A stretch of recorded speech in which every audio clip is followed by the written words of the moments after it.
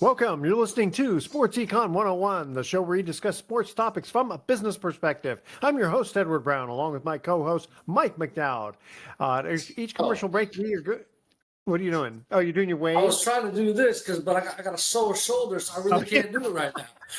Well, the YouTube people can see that, but the audio can't see that. All right. On each commercial break, we're going to ask a trivia question. Today's trivia theme is music bands. All right. You'll understand when I get into it. Now, today we do have a special guest. Mike, do you want to introduce him? I'd say he's rather special. I had the opportunity, and he doesn't remember because I just asked him this, but he kind of remembers. I met him at the Academy of Art University in San Francisco, California, USA, where he was sitting behind a desk as the athletic director of the Urban Knights of Art U. And we had a great, engaging conversation. His name, well, a lot of people in the NFL know him as Jamie Williams, but guess what? Jamie added some letters to the rest of his names. It's Dr. Jamie Williams, a PhD. He is a Renaissance man. He is a nice man as well. We're going to have a great conversation with him. He's standing by. Jamie, I know we're not talking to you quite yet. You ready to do this? No, almost, because this is our quick little intro segment where we do just a 2-minute quick intro. And just before we go, I'm going to, I remember when the 49ers went to the Super Bowl, and I believe it was New Orleans, and they decided to interview Jamie as he's kind of walking down Bourbon Street. And if I'm not remember, you had the certain kind of dregs. And it was really kind of. I had the dreadlocks, yes. I remember that. Yes. The only person in the league, the first and only at that time. Okay, there we go. All right, audience, stay with us. You're listening to Sports Econ 101. Don't touch that dial. We are going to be right back with Jamie Williams.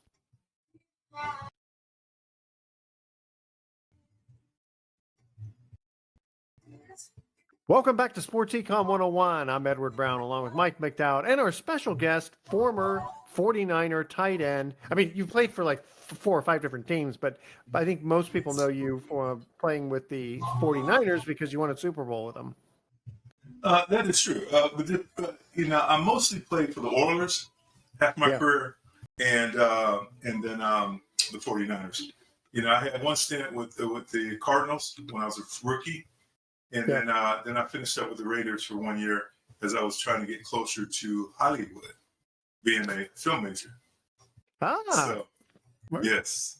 Oh, that's right, because back then the Raiders were back in they were back in LA, weren't they, at that time? They were in LA, yeah. It was pretty interesting. So on off days, because I was a vet, I wasn't running around like the other guys. I was on somebody's set, watching productions or reading screenplays or whatever.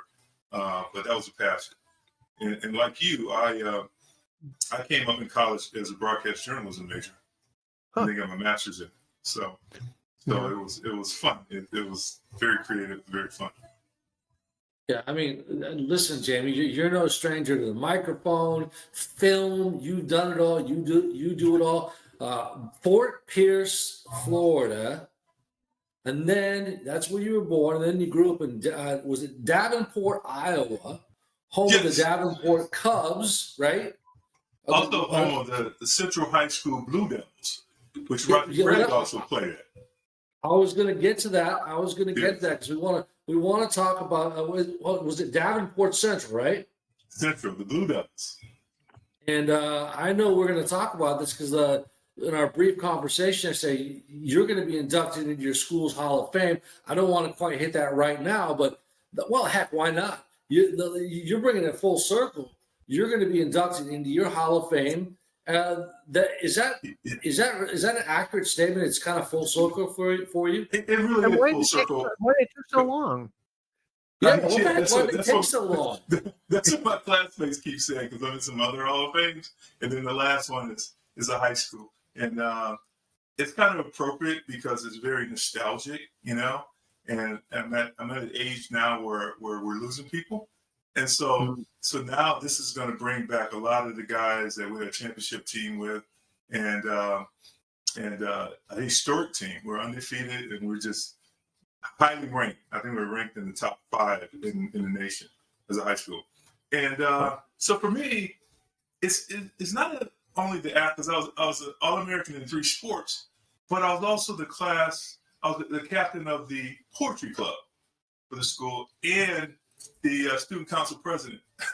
There you So that was go. crazy, man. That's pretty So well-rounded. I like that. I always knew how to unplug and go do something different, right? Yeah. And that's where I really started the creative writing stuff. And I was just a cat that enjoyed the escape of the sport, which was, you know, you with your buddies and you're going hard and trying to right. But the same thing in the classroom. I mean, you got challenges. You know, you're learning about terminal velocity in physics. You know, and proving that objects fall the same rate. That was fascinating to me. You know, and it was so different than sport, but it helped me in sport because you know the computer was always on. Well, you figure if let's see, I guess did you play with both Steve Young and Joe Montana? I did, but before that, Warren Moon.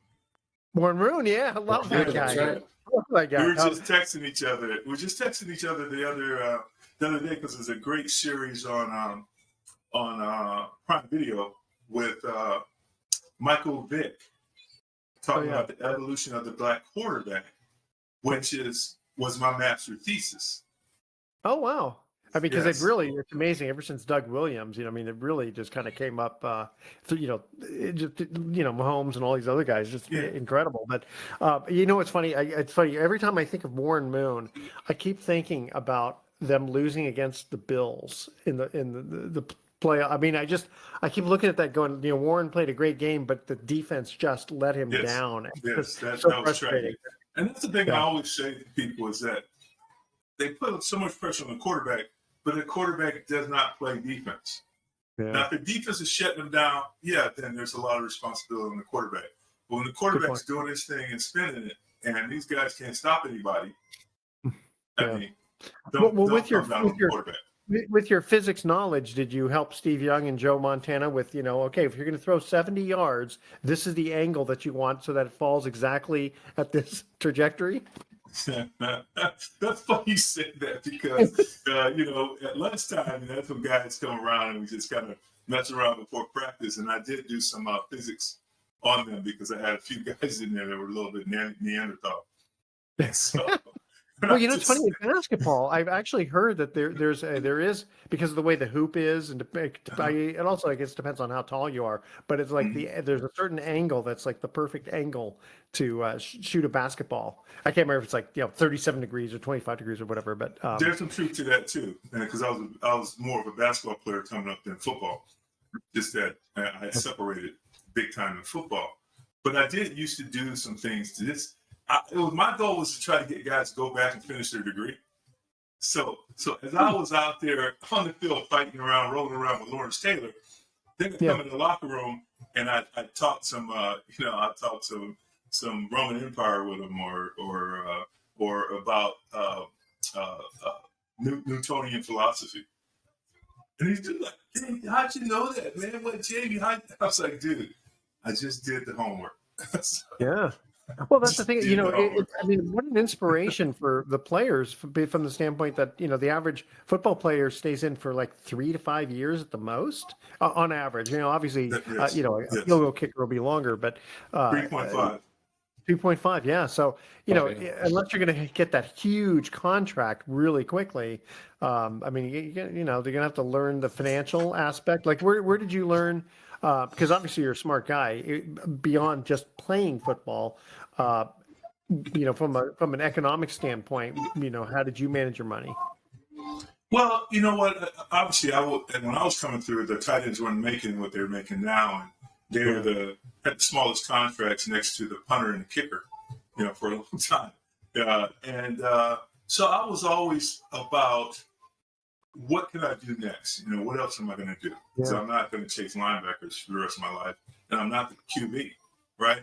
And so I've always followed my curiosity, you know, things that kind of move me and passion. And I always tell guys like, if you only got one passion, you're in trouble. You know, there's got to be more things that you want to do. I don't care if it's going out planting tulips. You know, you got to have something. Yeah, Yeah. I was gonna say even in my profession, I started off with a bachelor's in accounting and a master's in tax, and I went from tax and accounting to financial consulting, doing some insurance work, and then doing real estate.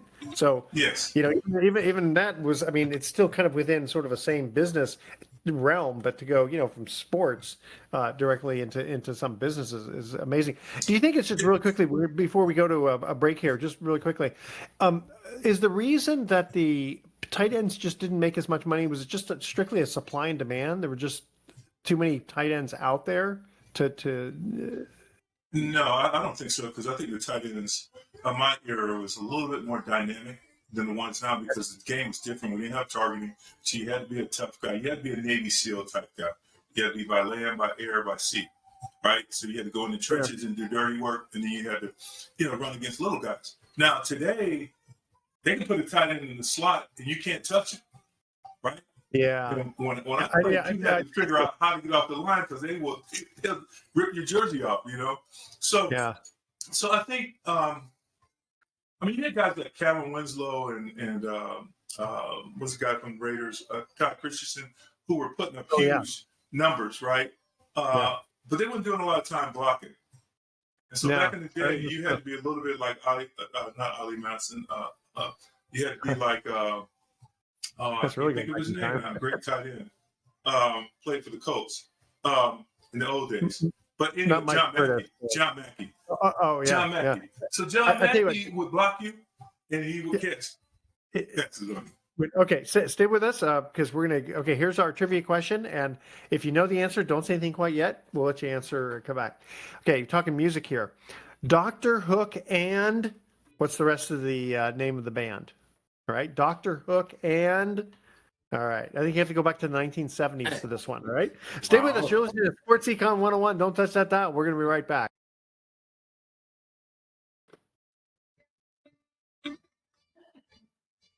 Welcome back to Sports Econ 101. One more time, I'm Edward Brown, your host, along with Mike McDowd and our special guest, Jamie Williams. First trivia question. We're talking music here. Name the band. Dr. Hook and... And you got me on that one. That's the Hook. They didn't play Dr. Hook at the disco. Dr. Hook but and I the know Medicine Dr. Show. Hook is. Okay, But Dr. Hook and the Medicine Show. Oh, yeah, okay. No, that's a new stuff. Okay, the next one's going to be Brothers Johnson, Gap Band, the Jackson 5. I got you, man. Yeah. Oh, by the way, it's funny. I saw you mentioned Jackson 5. My wife and I came back from a cruise in August. August, whatever. And in London, they had a Michael Jackson tribute, so to speak, show, and it was phenomenal. If you get a chance to see it, especially the one in London, was just fantastic, and it was just makes you cry, and you have all the great songs. They show him as a little kid, and then they keep getting other kids to come in at different ages. It was great show. Yeah, he was a little bit older than me, so he was like a peer, growing up watching a kid a little older than you that could sing and dance like that, right? It was a big deal. And then of course we had Prince, and we had this great music era that my kids complained that they didn't get the experience, but they know the songs, right? Okay. But back to the athletes real quick for a second, because this is really kind of a pet peeve for me with athletes, and I love athletes who are multifaceted. And now ball has become entertainment, right? So they're hanging out with the Hollywood people. I did a little of that too, and it becomes their whole thing. And it's like, that's not the journey. That's not the journey you should take. You should take one where you're well-rounded, right? Experience all parts. And if you look, and I always tell those guys, I tell you what, go study Ben Franklin. See all the things he did. Yeah. Look at Churchill. Okay. Look at all the things that he was good at, almost expert at. I said, they didn't do just one thing. I said, tell you what, go look at Alexander Hamilton. And look at all the things that he was proficient at. And the only thing you can do is play football and go to parties. I mean, anytime I think about those guys, I feel like I'm an underachiever. And it's, the one thing Alexander Hamilton was a little bit of an underachiever was he wasn't as good a shot. with Uh, against Aaron Burr. But Yeah, now I'm a history guy now, so let's not go because allegedly he fired in the air. oh, that's right. Yeah, That's right. yeah. That's right. He did. I He Yes, did. forgot about that. he's a very honorable person. Hey, Wow. Jamie, I got to ask you a question. Sure. Listen, our special guest, Jamie Williams, of course, Dr. Jamie Williams, Houston Oilers, San Francisco 49ers, Los Angeles Raiders, Cardinals, born in Fort Pierce, Florida, Davenport, Iowa. Spent a lot of your childhood. You're a Midwest guy, so I think it's really important to establish this, Jamie. But tell us, because I haven't heard you talk about this much. Can you tell us about your parents, your family, your role models? Because you're a Renaissance man. You're not the average NFL guy whatsoever. Somehow, some way, you were deeply inspired to be in the world of academia and also as an athlete. Tell us about those roots. Okay, I can definitely do that, and I'll try to be quick here. Well, neither one of my parents graduated from high school, but they came as part of the Great Migration to factories in the North, right? So they had siblings in the Quad Cities, Rock Island, Moline, Davenport, Bendorf.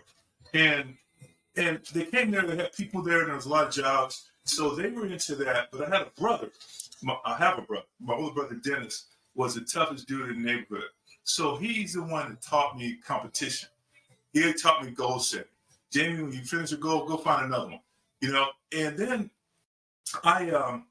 the Quad Cities was interesting, right? Because it was 4 cities, and you get on your bike and you cross the bridge and you go into another city. You just had to be home before it got dark, right? Yeah. So all this exploration, and I compare it to 3 movies growing up in the Quad Cities, right? So you got Illinois on the other side of the Great River, and you got Davenport, the biggest city of the 4. Well, for us, it was like the movie The Sandlot. So we were always doing pickup games, knocking balls over the shit, and always, getting the guy who's most athletic to go get the ball. You know what I'm saying? And try to make it back before the dog gets him. A little bit of Stand By Me, because we had a lot of rural tracks, so we were walking through there, looking for dead bodies and stuff.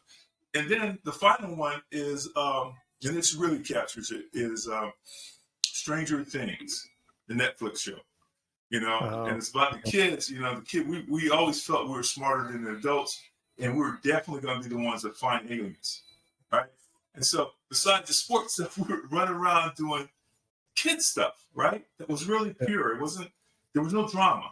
There was no drama. It was just the kids doing their kid thing. Yeah. Now, in terms of my zest for information and story, it was Miss Cook, the late Miss Cook in elementary.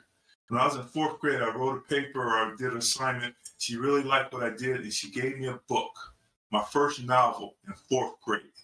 And she said, I want you to read this book, and then we'll come back and talk about it. And the book was by Jack London, Call of the Wild. Call of the Wild. Now, the dog, I was so in there. I read that book in like 2 days, right?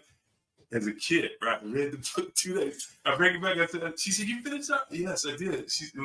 That dog, man, I love that dog. I need to get a dog like that. They were up in the tundra. And she's like, okay, Jamie. She also, George, she gives me another book, The Old Man and the Sea. Oh, yeah. Hemingway, right? And here's this dude that nobody believes in. He goes out and grabs this, catches this big fish, comes back. I come back again. I said, man, what a book. They didn't believe him. They didn't believe him, but he showed he could do it. And then she just would give me books. Awesome. By the time I was in 6th grade, I probably read, 20, 30 novels. Wow. So then school became a lot easier because I've already left the 7 blocks I grew up on. Yeah. You know what I'm saying? I'm up in Alaska, man.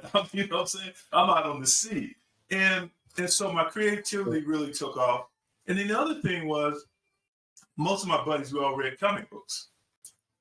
And so that was kind of what it was about. There was no drama. There was no getting pulled over by police. There was no burning crosses in your yard. There was no drama. There was just us. And it was very eclectic with females, too. So the females that were faster and tougher than the guys, they hung out. We all hung out together. You know what I'm saying? So, Yeah. so that's part of when I go back to the high school thing. Some Yeah. of those people are going to show up, and I'm going to be candid with you. I'm being a little nostalgic, but that's what set me on course of curiosity, and not just looking at the 7 blocks I grew up on, looking at Huh. the possibilities, that I could do. So I was never afraid of it. The possibilities are a great word because Jamie, and correct me if I'm wrong, boy, there's so many questions I want to ask you, but it appears to me in getting to know you I'm for a it. little bit, football does not define you. Football does not define you. That's a pretty fair statement, isn't it? Sure. It doesn't, but it's definitely part of me. It's part of my my masculinity, my courage, my competitiveness, because it's such a raw sport. I mean, it's gladiator with rules, right? Yeah. I mean, you're out there, guys are trying to hit you as hard as they can, and you got to figure out how to deal with it. And you got a 15-play drive, you're on the 2-yard line, and the quarterback looks at you and calls a play, knowing they're going to run your way, and you got to do something. You got to fry, breathing dragon on the other side, who has to be Lawrence Taylor or Chip Banks or Clay Matthews, and you have to figure out what you're going to do about it. And how you're going to deal with it. Nobody's coming out to hold your hand. And the You know game's what I'm a saying? lot. The game is a lot harder, I mean, a lot tougher. Guys are obviously they're stronger and faster now, but there's so many rules about what you can and can't do, and the quarterbacks and all that it's like Yes. it was a lot more gladiator when you played. Oh, no question. Oh my God, no question. I remember one time this quarterback threw the ball, and he threw the ball. We were on the side watching. He threw the ball. I think it was a Green Bay quarterback, and threw the ball. 1001, 1002. Defensive end comes up, picks him up, and slams him. All he got was a personal foul. Well, I remember. Oh, Well, you know what? God. I remember Jim McMahon by Charles Martin. Charles Martin was for Green Bay, and Jim McMahon for the Bears. That's the one I'm And talking Charles Martin about. even had he had a little towel. They actually threw him out of the game for that one because, like, literally after he threw it, about 3 seconds later, he picked Oh up yeah. slam. He played for the He hurt Oilers his shoulder. for Yeah. a minute. Charles Martin for the That's yeah. a That dude, was and he should really right there. It's down. Yeah. Tell you what, You know let's go to our next commercial break here. Okay, this one's a little easier. All right, Buddy Holly and finish off the again. Don't say anything yet, but when we get back, we'll see if you know the answer to that one. Again, now we're talking about the 1950s. Come on, yeah, Buddy Holly and blank. Oh no! I thought you guys were going to know this one. All right, Well, I know audience. that. I know that one. Let's see if the audience knows this one. Email Edward at sportsecon101.com. The answer to this question: Buddy Holly, and what was the rest of his band? All right, stay with us. You're listening to Sports Econ 101. Don't touch that dial. We are going to be right back. Here we go. Welcome back to Sports Econ 101. Edward Brown here, along with Mike McDowd and Jamie Williams. All right, second trivia question. I think we guys had you have a little keep you in suspenders here. Buddy Holly and what's the rest of his band? What I don't was know. it? The Grasshoppers? I don't know. The Crickets? The Crickets. Cricket. Yes, Buddy Holly and the Cricket. Yeah. All right. I knew that. All right. And it's funny. See, The next one is afraid gonna to go disco, man. I don't get it, man. You're afraid of You're that era. What can I say? Go ahead, Mike. You have Do you know some any more Buddy questions. Holly songs? Of course, Peggy Sue. And right? No, that's just one. But go ahead. Listen, our very special guest, Jamie Williams, Dr. Jamie Williams, NFL, played in the league for 12 years, and just an eclectic guy, a Renaissance man. Not your average NFL athlete, not your average man. And one of the things I got to ask you, you're an Iowa guy, Yes. Davenport, Quad Cities, but you did not stay in state. You jumped on over to Cornhusker land and played in Nebraska. Talk about what that was like, because when you played for the Huskers, by the way, Jamie, they were a pretty big deal, weren't they? Oh man, it was amazing. We're in the top 5 every year I was there. Yeah. In the I rankings, love and Nebraska. it, I it always was rooted against Oklahoma. Go ahead. that was part of the reason I went there is that they played Oklahoma every year, and Yeah. I was like, I love that rivalry. Yeah. The University of Iowa, I wanted to play basketball there, and but the football team was out front recruiting me, but they had a long time losing streak, and I was like, I wasn't used to that.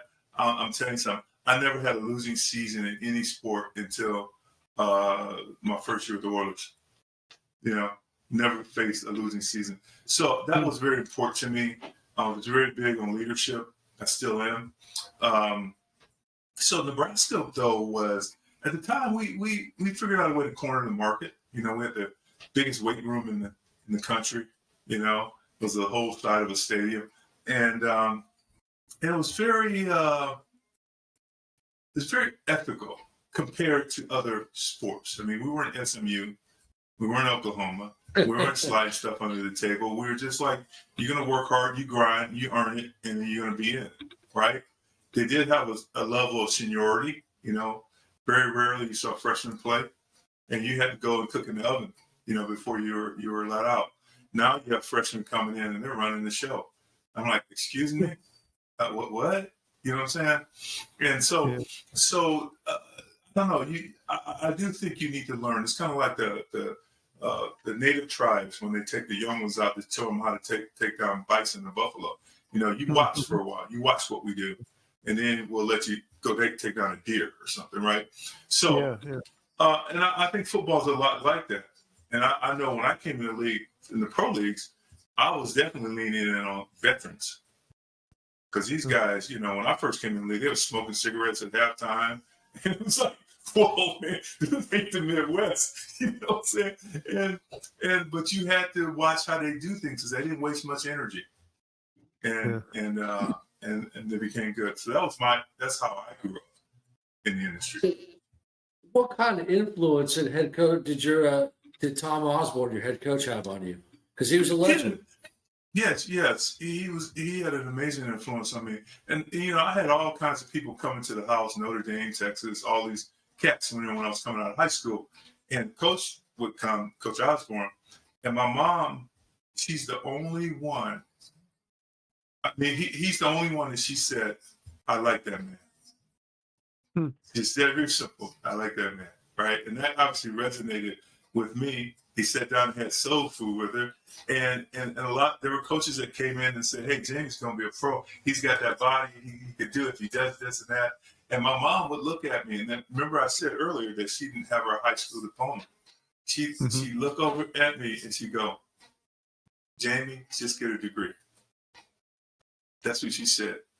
And that followed me, man, like in a shadow, right? So even if I wanted to have fun, just use a shadow there, just get a degree, Jamie. So I got a few for her. Yeah, it really sounds like you honored your parents with your academic achievements. Is that about right, or is that true? Especially my mom, yes, especially my mom, because she wanted to get her diploma, high school diploma, and we never got around to it. Never, there's always too busy, too many things going on. But she was very smart, though. She was very street smart and wisdom smart. Yeah. Is she still around? No. I lost her in 2018. But she was a sweet soul, and the main reason I have work ethic, and the main reason I have ethics. Like I don't, I'm not wired to be stupid. And you see some people are. And unfortunately, athletics has a lot of that. And you gotta temper them. You know what I'm saying? As a vet, upperclassman, I was always like, slow down, chill out. You don't need to do that. Why would you do that? And take them through the whole steps, right? That's doing stupid. Well, you made good decisions. A lot of it's decision making. Some people just don't make good decisions. Well, I think one of the things, I think this is very important. This is for business and anything else, is that if you have short vision, you're not really going anywhere. A lot of young people have short vision. As a leader, you have to have long vision. You know, you have to think further way down the road, right? What's there and how am I going to get there? You know, what do we have to do to transverse the Rubicon? Whatever. And a lot of young people, they just can't see far enough, right? Yeah. In their decision making. And that's always frustrating to me. So what I try to do is pay it forward and tell them a little story, you know, when I run into them and nudge them a little bit, nudge them. It's no different. You know, people think like some of these movies that you see are silly, but they use universal truths, right? Mm-hmm. I mean, you look at Star Wars. It's not, you know, the first one is not very, you know, this the sci-fi stuff is not, and graphics aren't that great, right? The acting's not that great, but the metaphors are great. Yeah. You're not yet a Jedi. Yeah, we know you got some NIL money and you did some good stuff in high school, but you're not yet a Jedi. Yeah, I gotta say, maybe the acting wasn't good, but the sound is fantastic. And the reason I have to say that, a good friend of mine is. But that's for that's the music part of it. But the sound, like a good friend of mine is we go over his house almost every week to watch a movie, and he gives us a little Q&A type thing because he was the sound guy for all of George Lucas's stuff. I mean, he's won like 4 Academy Awards, and he's a very humble guy. But it's so I always have to say that, you know, it's like the acting might not be good, but the sound. No, the film guy, you're spot on. I mean, those guys bring the magic, man.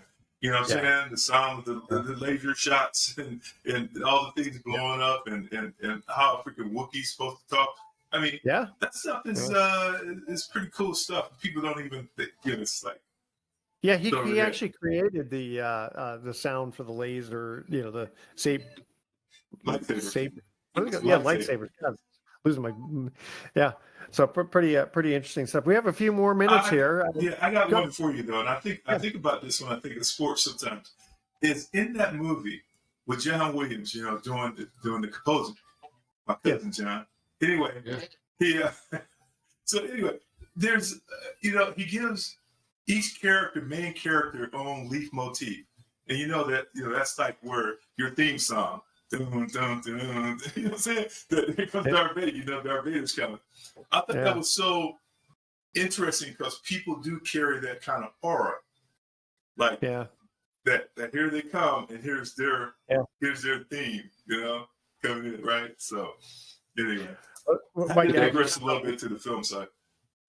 My dad used to tell me, and I can't remember the name of the show, but when he was younger, he would listen to the radio, and whenever he would hear like it's something scary, it would be deedly deedly dum dum dum, and so everyone's like, that was the scary thing that was going to happen.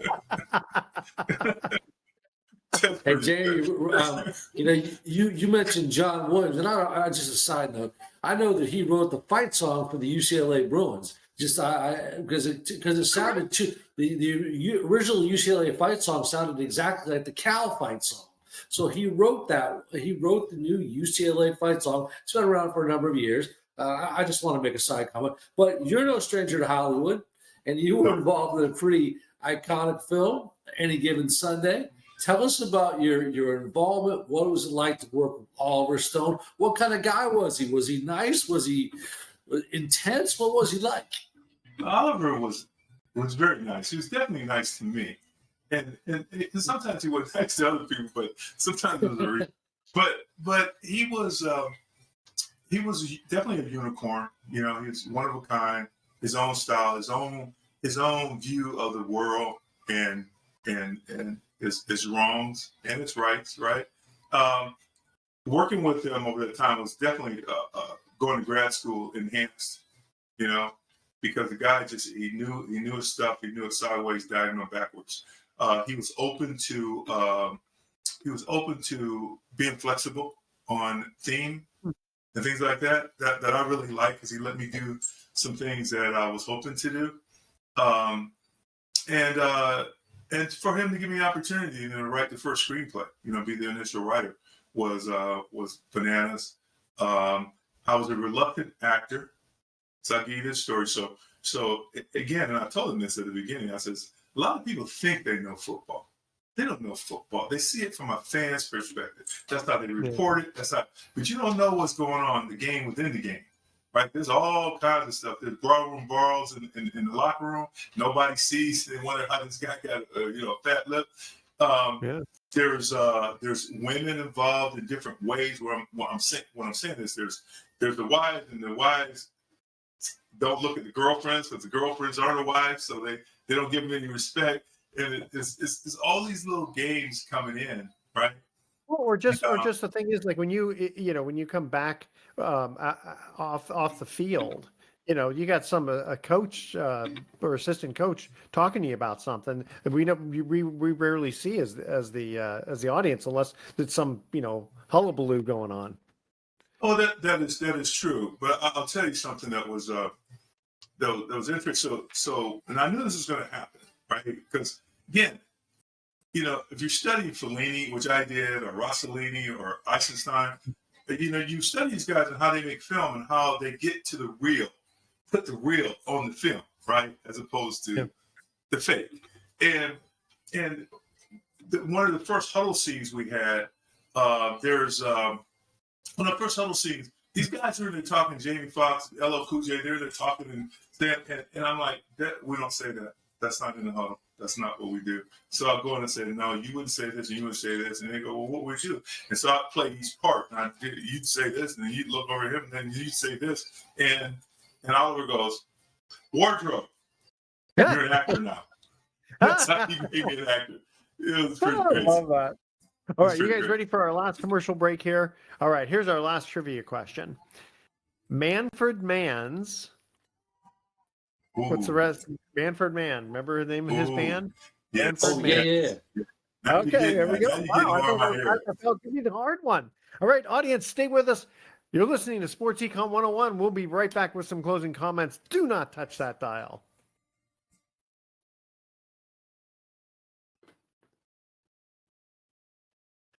Welcome back to Sports Econ 101. Last time for today, I'm Edward Brown, your host, along with Mike McDowd and our special guest, Jamie Williams. Third trivia question. The guys think they know this one.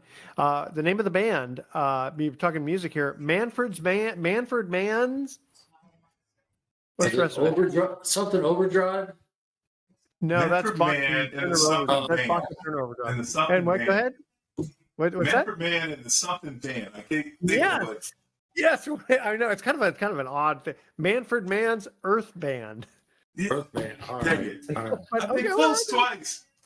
I know. Yeah, I got some Manfred Mann. I got some Manfred Mann. So, wow. I'll have to come up with different questions next time. I didn't know at the time I came up with the questions. I didn't know you were going to be on. We could have come up with ones, but that's okay. In our era, the music was so freaking good.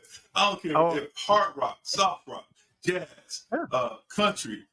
Blinded by the Light. I know. Bruce Springsteen did it, but Manfred Mann's he did a really good job on that one. All right, you guys ready for our thoughts of the day? Here we go. So when people tell me you're going to regret that in the morning, I sleep until noon because I'm a problem solver. And just remember, a diamond is just a lump of coal that did well under pressure. How's that? That's a good one. I've heard That's that. a good one. I like that one. Yeah. All right. And Jamie, you read a lot more than I do. I mean, I tell you, for the first 10 years, I think all I ever read was Harold and the Purple Crayon because there was no words. It was all pictures. In fact, it's so funny. I got my master's degree in tax mostly because I didn't have to do a thesis. I didn't have to read. It was like the hardest. Come on, man. Seriously, it was the hardest program because you had to tax. I mean, right? It's hard, but we didn't have to read as much. And I didn't have to write as much, but I had to think a lot. All right. Our special guest, Jamie Williams, former tight end of the 49ers, also St. Louis Cardinals, Raiders, Oilers, and there was one more team. The 49ers. I said that was the first one I said. That's it. That's it. Okay, we got them. All right, we got them all. All right, audience, tune in next week. Sports Econ 101. We're going to be discussing sports topics from a business perspective and asking more trivia questions. Thanks for listening. On behalf of our team, I'm your host, Edward Brown. We'll see you next week. I read all about Bar the Elephant books. That's it.